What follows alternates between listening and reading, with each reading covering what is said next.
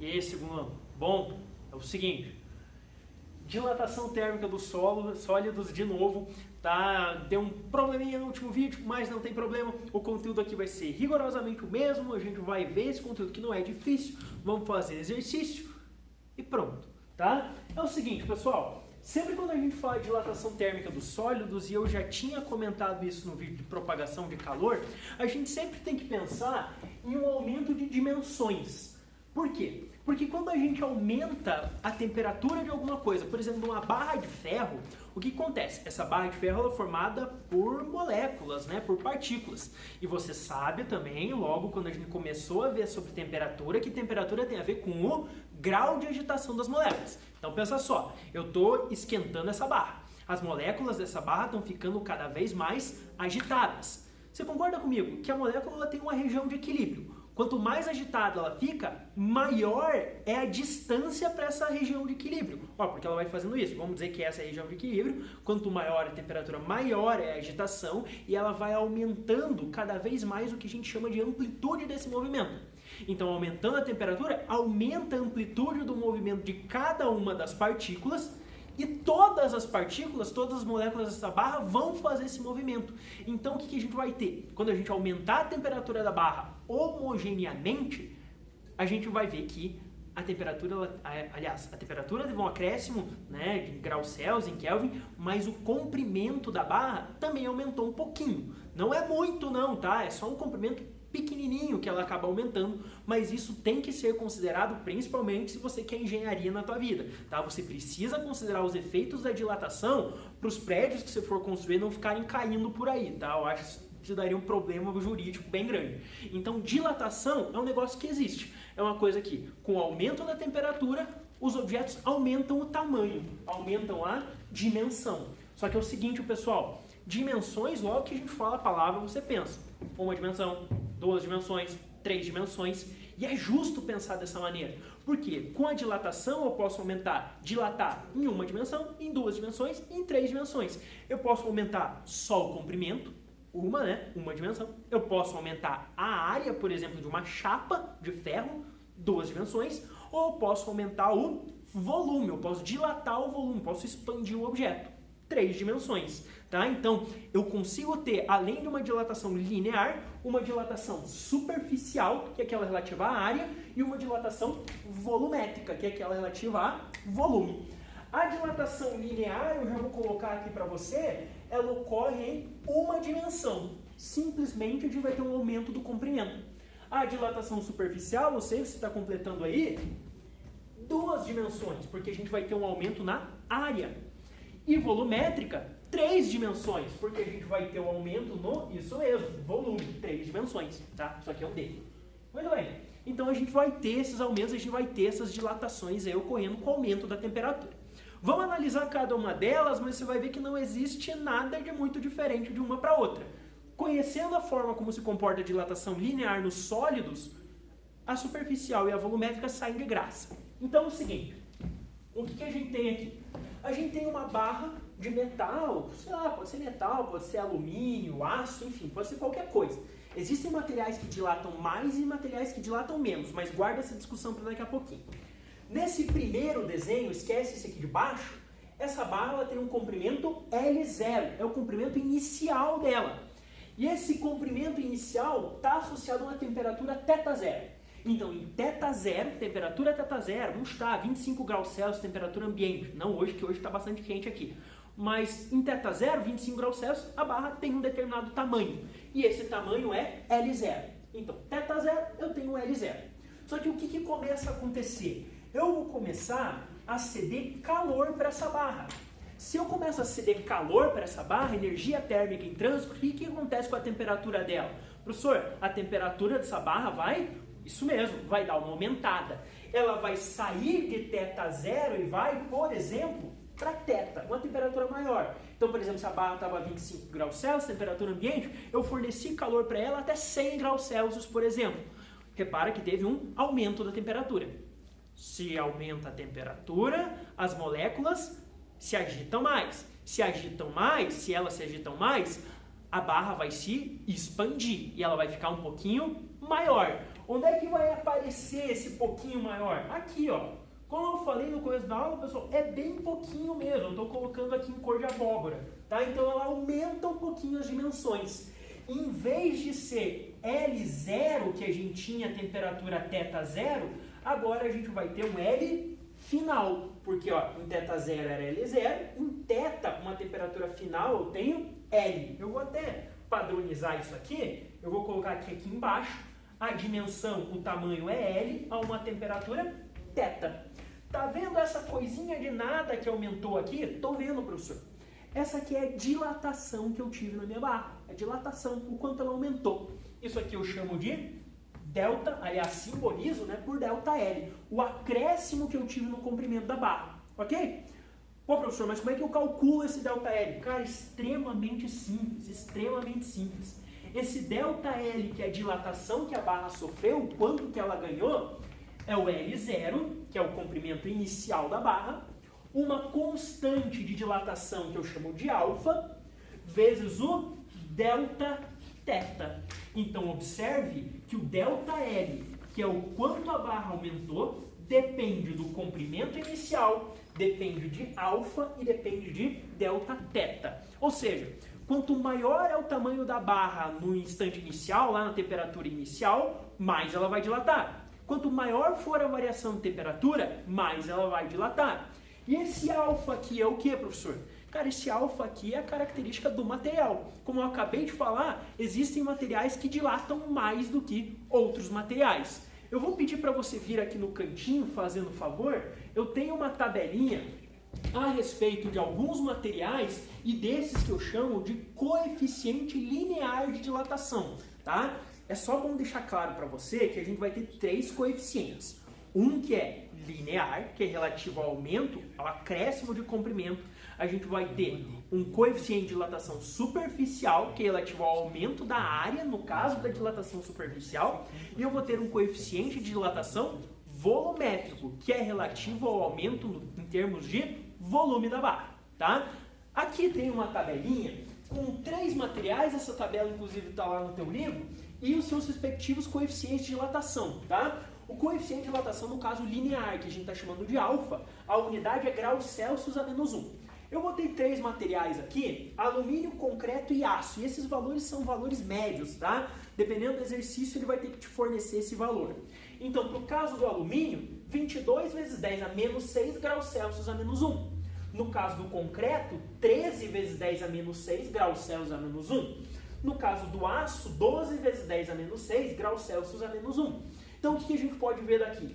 O alumínio é o que tem um valor maior, ou seja, o alumínio dilata mais. Se eu, por exemplo, pegar uma barra de 1 metro de alumínio e pegar uma barra de 1 metro de aço, a barra de alumínio vai dilatar mais, ela vai ganhar mais um pouco de comprimento do que a barra de aço. Por quê? Porque o coeficiente de dilatação linear do alumínio é maior, tá certo? Então essa equação aqui é bastante importante. Professor, e o que muda para a dilatação superficial? Pessoal, mais uma vez, agora a gente não tem mais um comprimentozinho, uma barra de comprimento L, mas a gente vai ter uma chapa de área A0. Então, a chapa tem uma área A0 a uma temperatura θ0. O que acontece a hora que eu começo a ceder calor para essa barra? Professor, eu sei. Diga então.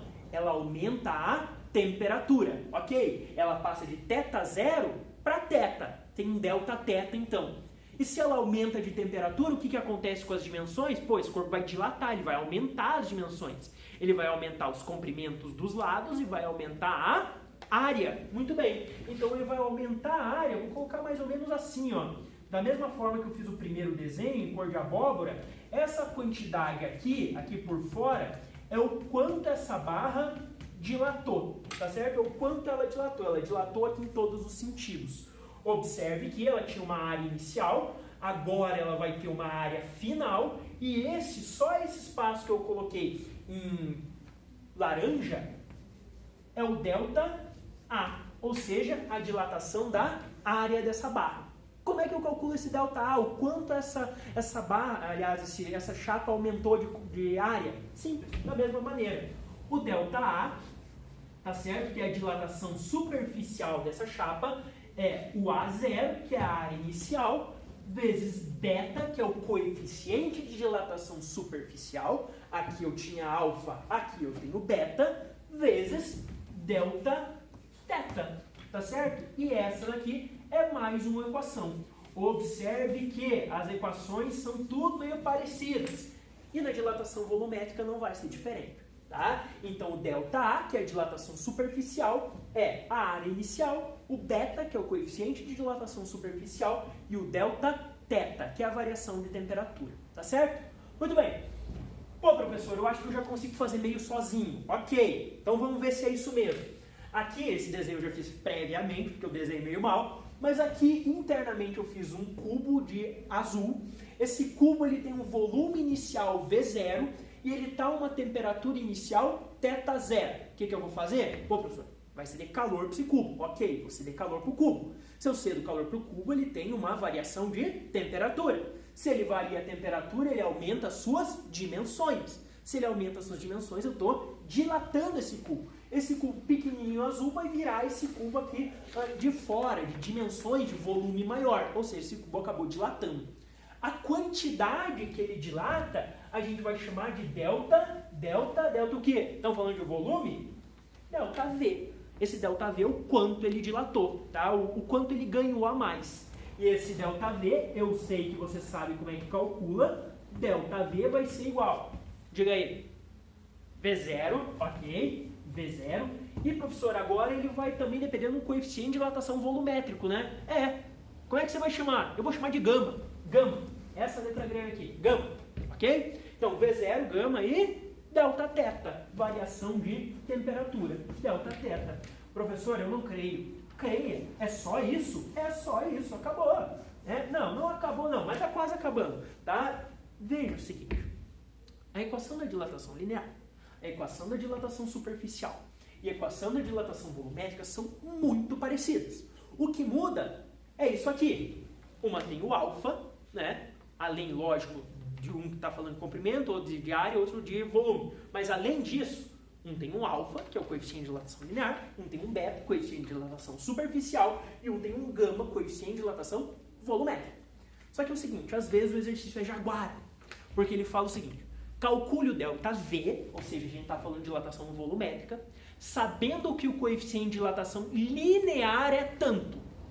Pô, professor, para calcular o ΔV eu preciso de gama. E o enunciado está me dando alfa. Como é que eu posso descobrir o gama tendo alfa? É muito simples. A gente vai escrever aqui no cantinho uma relação entre alfa, beta e gama. É o seguinte, alfa é relativa a quantas dimensões? Era linear, era uma dimensão só. Então, alfa sobre 1. Ok. Beta era relativa a quantas dimensões? Professor, eram duas, porque era superficial. Ok, então beta divididos por 2. Agora você já sabe que gama, que era relativa a 3 dimensões, é dividido por 3. Então, alfa sobre 1 igual a beta sobre 2 igual a gama sobre 3 te dá essas relações. Então, por exemplo, se te dá alfa e você precisa de gama, o que você vai fazer? Você vai esquecer isso aqui e vai ver que se alfa sobre 1 é igual a gama sobre 3, multiplicando cruzado, gama é igual a 3 alfa. Pega o valor de alfa, substitui aqui, depois vai na fórmula e tem o ΔV, tá? Então não tem nada de muito difícil nisso. Lembrando dessas 3 equações, o essencial é que você lembre de uma e as outras 2 vêm de brinde, e dessa relação você faz os exercícios que estão no teu livro. Eu vou fazer um exercício só, daí vou te deixar indicado aí os outros para você ir brincando em casa nesse período de quarentena, certo? Então vamos lá. Só uma coisa, pessoal. Qual que é o coeficiente de dilatação volumétrico do alumínio? Pô, se é o coeficiente de dilatação volumétrico e o linear é 22 vezes 10 a menos 6, o volumétrico eu multiplico por 3. 66 vezes 10 a menos 6 graus Celsius a menos 1. Então é bem simples. O superficial, 44 vezes 10 a menos 6, porque é esse valor aqui vezes 2. E por aí vai. Beleza? Vamos fazer o exercício? Vamos, professor. Eu me empolgo muito quando você diz que a gente vai fazer exercício. Eu sei. Então vamos lá. Exercício sossegado também. Se eu não me engano, é o exercício de número 11, da página 211. Tá? Então, página 211, exercício de número 11. Muito bem, o que diz nesse exercício, no enunciado desse exercício? Ele diz, está caindo meus cabelos aqui, ele diz que uma placa retangular mede 10 centímetros por 20 centímetros a uma temperatura de 0 graus Celsius. Ele te deu o tamanho da barra, assim, das laterais dela, né? 10 centímetros e 20 centímetros. Tem como calcular a área? Professor, tem. Considerando que é uma placa retangular, a área é base vezes altura, ok? Ok. Se eu falar demais, eu vou acabar respondendo a letra A antes da hora. Mas é isso mesmo que você vai fazer. A uma temperatura inicial de 0 graus Celsius. Ok. O coeficiente de dilatação linear. Quem que ele está falando? Linear? Alfa. Alfa. O alfa, ele diz que é igual a 20 vezes 10 na menos 6 graus Celsius a menos 1. Ok. Ele pede para determinar na A área da placa a 0 graus Celsius. Então, basicamente, o que você tem aqui é o seguinte. É uma área, aliás, é uma placa retangular, eu usei 4 aqui, então eu vou ter que usar umas 8 aqui. É uma placa retangular, que bom que ela é retangular, ela tem 10 centímetros de lado e 20 centímetros de lado. Essa aqui é a área inicial a uma temperatura inicial de 0 graus Celsius. É isso aí que está escrito no enunciado. Eu vou fornecer calor para essa barra, ela vai aumentar a temperatura dela daqui a pouco e a gente só vai precisar calcular qual que é a dilatação superficial dessa placa. Vamos calcular aqui na A, que é bem simplesinha, é mais matemática do que física, a área da placa 0 graus Celsius. Como é uma área, e a área da placa 0 graus Celsius, eu vou chamar de A0. A0. E como um retângulo, basta que eu multiplique aqui a base pela altura. Então é 20 vezes 10. 20 vezes 10, olha que difícil, pessoal. 20 vezes 10, 200. Só que a gente estava trabalhando em centímetro, né? Então, como é a área, centímetros quadrados. 200 centímetros quadrados. Essa é a área, a temperatura de 0 graus Celsius. Cuidado, pessoal. Agora, na B, a gente vai calcular a variação da área da placa quando a temperatura é aumentada para 50 graus Celsius. O que ele quer? Ele quer o delta A. Pô, muito bem, professor, ele quer o delta A. E eu sei calcular o delta A. Eu sei que você sabe, filho. Delta A é A0, beta, delta, teta. Ih, professor, já era. Por que já era? O exercício enunciado me deu alfa. E eu vou precisar calcular o beta. Perdi a questão? Não perdeu a questão. Basta que você lembre dessa relação. Alfa sobre 1 igual a beta sobre 2 igual a gama sobre 3. Tem alguma coisa aqui que você não precisa usar, né? Como você quer beta e você tem alfa, essa parte do gama sobre 3, esqueça, não preciso dela. E observe daqui que se eu fizer multiplicação cruzada, eu vou chegar à conclusão que beta é igual a 2 vezes alfa. Então, o que eu posso fazer? Eu posso calcular beta aqui fora, ou eu posso, em vez de escrever beta aqui, escrever 2 vezes alfa. Eu vou fazer isso para ir acostumando você. Então, ó, delta A é igual a A0 vezes, em vez de beta, 2 vezes alfa, delta, teta. É só fazer a conta. Então, ó, o delta A, que é o quanto variou, é a área inicial, acabamos de calcular, 200 centímetros quadrados. Quer uma dica? Uma dica boa? Passa tudo para notação científica. 200 centímetros quadrados, eu posso escrever como 2 vezes 10 ao quadrado. 2 zeros, né? Então, ó, 2 vezes 10 ao quadrado, centímetros quadrados.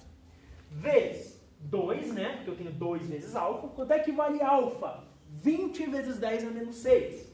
Então, isso aqui vezes 20 vezes 10 a menos 6. E aqui eu vou ter o delta teta, pagar mais um pouquinho aqui. Observe que ele saiu de 0 e foi para 50 graus Celsius. Essa é a temperatura final.